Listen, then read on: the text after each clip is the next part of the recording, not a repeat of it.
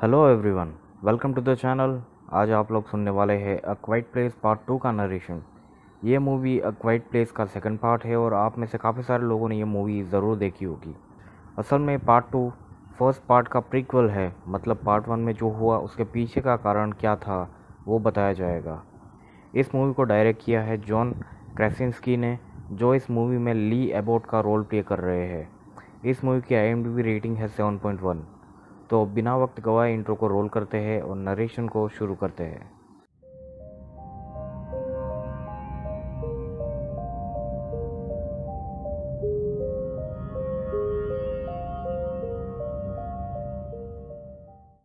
Movie open होती है Evelyn, ली और उनके दो बेटे और एक बेटी को दिखाते हुए, जो एक जनरल स्टोर में थे जहां से उन्हें ज़रूरी सामान लेना था।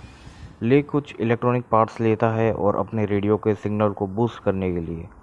ये डे 89 था, मतलब इस सब की शुरुआत हुए अब 89 दिन हो चुके थे। उनका छोटा बेटा एक रॉकेट टॉय लेता है और ली उसकी बैटरीज निकाल देता है ताकि कोई शोर ना हो। हालांकि जाते हुए बच्चे ने उन बैटरीज को अपने पास रख लिया था। सभी लोग अब जंगल की तरफ चलने लगते हैं। चलते हुए उन्हें रॉकेट टॉय की आवाज़ सुनाई देती है, क्योंकि बच्चे ने उसमें बैटरीज डालकर उसे चालू कर दिया था। ये बच्चा सबसे पीछे चल रहा था। आवाज़ को सुनकर ली उसकी तरफ दौड़ता है तो साइड से एक क्रिएचर आकर उसे उठा के ले जाता है। अब सीन कट होकर डे 472 पर आता है, जहां रेगन बाहर रेत में सो रही थी। फिर उसकी मॉम आती है और अभी दोनों घर में जाते हैं। घर के अंदर एक कमरे में ली SOS मैसेज सेंड करने की कोशिश कर रहा था मोर्स कोड में। वो फिर बाहर आता है करके। हमें मार्कस भी दिखाया जाता है, जो बड़ा हो चुका था पिछली बार के मुकाबले। ली जाकर एक टावर पर बैठ जाता है और वहाँ पर आग जलाता है कि शायद कोई नोटिस करे। अब रात का समय था। खाने के बाद रेगन और मार्कस बोर्ड गेम खेल रहे थे, तो गलती से मार्कस द्वारा बाजू में पड़ा लालटेन गिर जाता है और फ्लोर पर आग लग जाती है।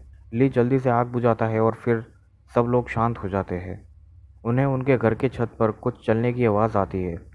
ली खिड़की के बाहर देखता है तो छत से हैमस्टर जैसे कुछ जानवर नीचे कूदते हैं। हमें दिखाया जाता है कि वो क्रिएचर उनके घर के नज़दीक ही है। अब रात को ही ली अपने कमरे में एक डिवाइस बना रहा था जो रेगन को सुनने में मदद करता, क्योंकि वो सुन नहीं सकती थी। अगले दिन ली बाहर ज़मीन पर कुछ पाउडर जैसा फैलाता है। घर के अंदर एवलिन अपने वाइटल्स को चेक कर रही थी, क्योंकि वो प्रेग्नेंट थी। अब हमें रेगन दिखाई जाती है, जो घर में एक बेसमेंट वाले कमरे की तरफ जा रही थी। ली आकर उसे रोकता है और उसे बाहर ले जाता है करके। वो उसे कहता है कि तुम्हें अंदर नहीं जाना चाहिए। रेगन कहती है क्यों नहीं, मैं अब बच्ची नहीं हूँ और मैं आवाज़ नहीं करूँगी। ली उसे अपना बनाया डिवाइस देता है, पर वो मना करती है। वो कहती है कि ये काम नहीं करेगा। तो ली उसे कहता है हम फिर भी ट्राई करते रहेंगे। वो डिवाइस को उसके कान में लगाने की कोशिश करता है तो रेगन उसे मना करती है। ली उसे डिवाइस देखकर वहाँ से चला जाता है। घर में एवलिन मार्कस को पढ़ा रही थी। वहाँ पर ली आता है और एवलिन को इशारे से कहता है कि अब जाने का समय हो गया है। मार्कस अपनी मॉम को कहता है कि मुझे बाहर नहीं जाना, तो उसकी मॉम कहती है कि तुम्हारे फादर तुम्हारा ख्याल रखेंगे हमेशा। एवलिन मार्कस को कहती है कि ये इम्पोर्टेंट है कि तुम ये सब कुछ सीख लो। वो चाहता है कि तुम अपना और हमारा ख्याल रख पाओ। अब घर के बाहर ली और मार्कस जंगल में जाने के लिए तैयार थे। रेगन आने को कहती है, पर ली उसे मना करता है। वो जंगल में चले जाते हैं और रेगन अपने कमरे में जाती है। वो बेड पर बैठकर अपने फादर द्वारा दिया गया डिवाइस लगाती है अपने कानों में। वो उसे टेस्ट करती है, पर वो काम नहीं कर रहा था। वो अब एक बैग में कुछ सामान डालती है। हमें ली और मार्कस दिखाए जाते हैं, जो नदी पर मछलियाँ पकड़ने आए थे। ली मछली पकड़ता है तो उसके शोर से मार्कस डरता है। उसे लगता है कि शोर से शायद क्रिएचर आ जाएंगे। ली उसे समझाता है कि यहाँ नदी का शोर काफ़ी है, तो तुम्हें डरने की ज़रूरत नहीं है। तुम्हारा शोर इस शोर में दब जाएगा। दूसरी तरफ एवलिन बेसमेंट से कुछ सामान ऊपर ला रही थी, तो एक बैग सीढ़ी में लगी एक कील में अटक जाता है। वो उसे खींचती है तो वो गिर जाती है। वो फिर ऊपर आती है और ऊपर के फ्लोर के कमरे में जाती है। वो उनके छोटे बेटे का कमरा था जिसे क्रिएचर उठाकर ले गया था, जैसा कि हमने मूवी की शुरुआत के सीन्स में देखा था। हमें अब रेगन दिखाई जाती है, जो चलते हुए उस ब्रिज की तरफ जाती है जहां हादसा हुआ था। वहां एक मेमोरियल बनाया गया था अपने बच्चे की याद में। रेगन वहां रॉकेट टॉय को रखती है। सीन वापस ली और मार्कस पर आता है, जो जंगल से चलते हुए जा रहे थे। बीच में उन्हें एक घर दिखाई देता है। घर के बाहर एक बूढ़ा आदमी दिखाई देता है तो ली और मार्कस वहाँ पर रुकते हैं। वहाँ पर नीचे एक औरत की लाश भी थी, जिसे देखकर लगता है जैसे उसे क्रिएचर ने मारा था। ली उस बूढ़े आदमी को शांत रहने को कहता है, पर वो चिल्लाता है और ली मार्कस को लेकर दौड़ते हुए एक पेड़ के पीछे छुप जाता है। एक क्रिएचर आकर उस बूढ़े आदमी को मार देता है। उस आदमी का ऐसा करने का कारण शायद उसकी वाइफ को खोने का गम था। अब ऑलमोस्ट रात हो चुकी थी। घर पे एवलिन का वाटर ब्रेक होता है, मतलब उसकी प्रेगनेंसी की ड्यू डेट आ चुकी थी और वो कभी भी लेबर में जा सकती थी। वो अपने खोए हुए बेटे की तस्वीर लेकर नीचे बेसमेंट में जाती है तो सीढ़ियों में निकली हुई कील उसके पैर में घुस जाती है। उसके हाथ से वो फोटो गिर कर टूट जाती है, जिससे आवाज़ होती है। वो दर्द में थी पर आवाज़ नहीं कर सकती थी। वो कील को निकालती है और बेसमेंट में एक लीवर को खींचती है, जिससे बाहर लगे हुए बल्ब्स की रोशनी येलो से लाल हो जाती है, जो सिग्नल है इमरजेंसी का। वो बेसमेंट से बाहर जाने को बढ़ती है तो ऊपर दरवाजे के करीब से क्रिएचर गुजरता है। एवलिन छुपती है बेसमेंट में, पर वो बहुत दर्द में थी। बाहर अब ली और मार्कस घर के नज़दीक पहुंचते हैं तो वो लोग लाल लाइट्स को देखकर घर की तरफ दौड़ने लगते हैं। अंदर एवलिन सीढ़ियों के साइड में छुप जाती है तो लाइट्स फ्लिकर करती है और बंद हो जाती है और ऊपर से क्रिएचर गुजरता है। वो क्रिएचर अब नीचे बेसमेंट में आता है। एवलिन ने एक टाइमर को सेट कर रखा था जो दूर बजता है और क्रिएचर का ध्यान उसकी तरफ जाता है, और इसी समय एवलिन बेसमेंट से बाहर आती है। वो घर के बाहर निकलने जाती है पर बाहर के बल्ब्स बुझ जाते हैं, मतलब वहाँ पर भी एक क्रिएचर था। ली और मार्कस एक दूसरे शेक में थे, जहाँ पर ली मार्कस को दूर जाके एक तेज़ आवाज़ करने को कहता है। असल में उन्होंने फार्म में कुछ रॉकेट्स लगा रखे थे ताकि ऐसे सिचुएशन में वो उसे जलाकर क्रिएचर्स को डिस्ट्रैक्ट कर सके। मार्कस डर रहा था पर ली कहता है कि तुम्हारी मॉम को तुम्हारी मदद चाहिए। मार्कस अब दौड़कर दूर खेत में जाता है जहाँ उन्होंने फायर क्रैकर्स छुपा रखे थे। वो उसे जलाता है। घर में एवलिन लेबर में थी और वो एक बाथ टब में जाकर बैठ जाती है। वो अब बेबी को डिलीवर करने वाली थी। वहाँ पर क्रीचर आता है, पर उसी समय बाहर खूब सारे फटाके फूटते हैं, जिससे सुनकर क्रीचर बाहर की ओर जाता है और एवलिन दर्द से चीखती है। रेगन, जो अपने छोटे भाई की मेमोरियल पर थी, वो उस धमाके को देखती है और घर की तरफ दौड़ने लगती है। मार्कस अब घर की तरफ बढ़ता है तो उसकी फ्लैशलाइट फ्लिकर करती है, मतलब कोई क्रिएचर उसके नज़दीक कहीं था। वो फसल के बीच में दौड़ता है तो आगे पड़े ट्रैक्टर के टायर से टकराकर वो बेहोश हो जाता है। ली एवलिन और न्यूबॉर्न बेबी को लेकर फार्म में बने एक और शेक की तरफ जाता है। बेबी रोने लगता है तो वो जल्दी से दोनों को लेकर शेक में बने एक अंडरग्राउंड रूम में घुसता है। वो अंदर बेबी के मुंह पर एक ऑक्सीजन मास्क लगाता है, जिससे उसको ऑक्सीजन मिलता रहे और उसकी आवाज़ भी मफल हो जाए। दूसरी तरफ रेगन घर की तरफ आती है। वो खेतों के बीच में एक फ्लैशलाइट की रोशनी देखती है।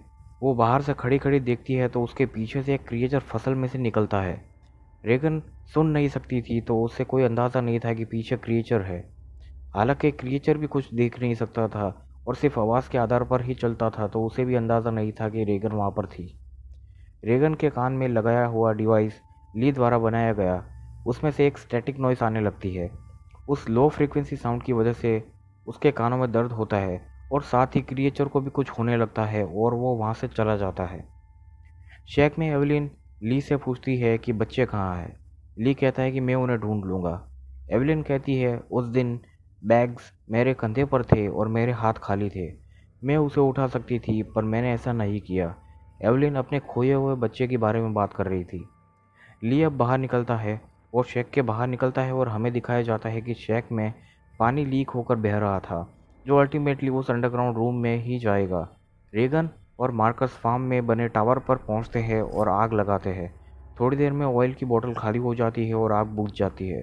ली बेसमेंट में जाता है, सीसीटीवी कैमरास को देखता है बच्चों को ढूंढने के लिए, पर वहाँ पर कुछ भी दिखाई नहीं देता। अब दूसरे शेक में काफ़ी पानी भर चुका था, जिसे एवलिन उठकर नोटिस करती है। पानी की आवाज़ की वजह से क्रिएचर भी आ जाता है। कमरे में एवलिन के बेड के थोड़ी दूर पर बेबी का क्रेडल था। वो क्रिएचर पानी के अंदर जाता है। एवलिन पानी में कदम रखती है और बेबी के पास जाकर उसे उठाती है और बिल्कुल पालने के पास वो क्रिएचर पानी से बाहर आता है। एवलिन धीमे धीमे पीछे हटती है। वो पानी के बहाव के पीछे छुप जाती है। ली बाहर खेत में जाता है और ट्रैक्टर तक पहुंचता है जहां पर उसे बच्चों के बैग्स मिलते हैं। टावर पर रेगन मार्कस से कहती है कि वो वहाँ नहीं रुक सकते और उन्हें जाना होगा, तो मार्कस कहता है कि वो आ जाएगा। रेगन नीचे उतरने के लिए आगे बढ़ती है और पीछे उसके मार्कस आता है, तो ग्रीन टावर का जो दरवाज़ा था वो टूटता है और मार्कस उसके अंदर गिर जाता है। इस आवाज़ को सुनकर क्रिएचर का ध्यान एवेलिन और बेबी से हटकर उसकी तरफ आ जाता है। साथ ही ली भी इसे नोटिस करता है और वो ट्रैक्टर पर चढ़कर टावर की तरफ देखता है। टावर के ऊपर का एक दरवाज़ा टूटकर अंदर गिर जाता है। क्रिएचर ली के बिल्कुल नज़दीक से गुजरते हुए टावर की तरफ जाता है।